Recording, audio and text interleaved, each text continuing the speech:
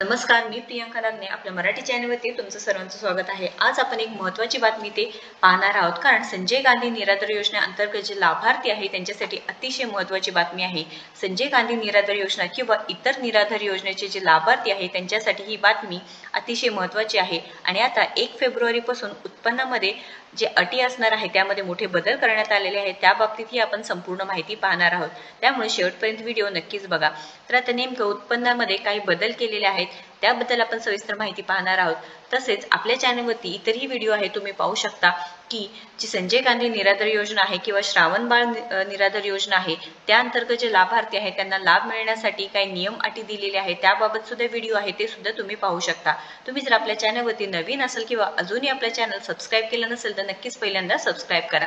तर संजय गांधी निराधार योजना आपल्या सर्वांनाच माहिती की संजय गांधी निराधार अनुदान योजना कोणासाठी आहे, तर या योजनेअंतर्गत 65 वर्षाखाली निराधार पुरुष व महिला, अनाथ मुले, अपंगातील सर्व प्रवर्ग, क्षयरोग, कर्करोग, एड्स, कुष्ठरोग यासारख्या आजारांमुळे स्वतःचे जगू न शकणारे पुरुष व महिला, निराधार विधवा, आत्महत्या केलेल्या शेतकऱ्यांच्या विधवासह घटस्फोट प्रक्रियेतील व घटस्फोट असलेले परंतु पोटगी न मिळालेले, अत्याचारित व वेश्या व्यवसायातून मुक्त की महिला, तृतीयपंथी, देवदासी, 35 वर्षावरील अविवाहित स्त्री, तुरुंगात शिक्षा भोगत असलेली कैद्यांची पत्नी असे जे आहेत त्यांना हे या योजनेचा लाभ मिळत आहे। तरी ते काही बदल करण्यात आलेले आहे। तर अपडेटेड मध्ये तुम्ही पाहू शकता की 27,000 आहेत, 21,000 नाही, 27,000 पर्यंत ज्यांचे कौटुंबिक वार्षिक उत्पन्न आहे त्यांना हे निधी भेटत होता।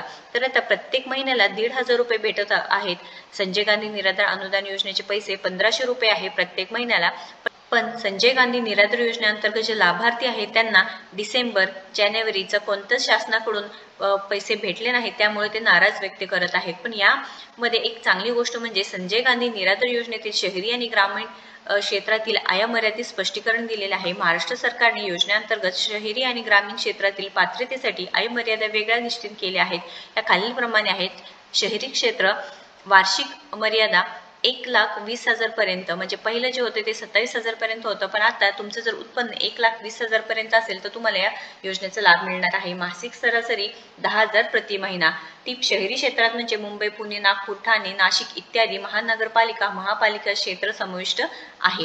व इथे ग्रामीण क्षेत्र रुरल एरियामध्ये 1,00,000 रुपयेपर्यंत तुमचं वार्षिक मर्यादा आहे व मासिक सरासरी 8,333 प्रति महिना सांगितलेला आहे।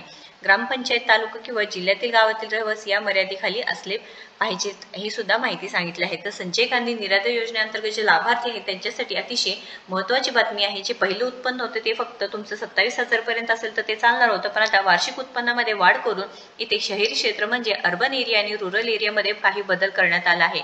पण इथे अजूनही संजय गांधी निराधार योजनेतील जे लाभार्थी आहे त्यांचे प्रश्न आहे की लाडक्या बहिणीने जसे प्रत्येक महिन्याला 1,500 रुपये मिळत आहे, पण आम्हाला का मिळत नाही। संजय गांधी निराधार योजनेतील जे पात्र आहेत किंवा जे लाभार्थी आहेत त्यांना डिसेंबर महिन्याचा हप्ता मिळाला नाही किंवा जानेवारी महिन्याचा सुद्धा हप्ता मिळाला नाही, तर या लाभार्थ्यांना कधीपासून पैसे मिळण्यास सुरुवात होईल हा सुद्धा मोठा प्रश्न आहे। काही दिवसांपूर्वी हे सुद्धा बातमी आली होती की 1 फेब्रुवारी पर्यंत पैसे मिळतील, पण आज 4 फेब्रुवारी आहे तरी सुद्धा कोणतेही पैसे लाभार्थ्यांच्या खात्यामध्ये जमा झाले नाहीत। यासाठी GR सुद्धा काढण्यात आला होता की ज्या GR मध्ये सांगितलं होतं की तुम्ही जर DBT करून घेतला असेल तर हे वितरित लवकरात लवकर तुमच्या खात्यामध्ये होणार आहे। तर DBT तुम्ही पहिल्यांदा करून घ्यायचं आहे, त्यामुळे तुमच्या खात्यामध्ये तुमचे पगार जमा होणार आहे। तर संजय गांधी निराधार योजनेअंतर्गत जे लाभार्थी आहे त्यांच्यासाठी अतिशय महत्त्वाची बातमी आहे, त्यामुळे या व्हिडिओला नक्कीच जास्तीत जास्त शेअर करा व अजूनही अशाच माहितीसाठी तुम्ही नक्कीच आपल्या चॅनलला सबस्क्राइब करून ठेवा।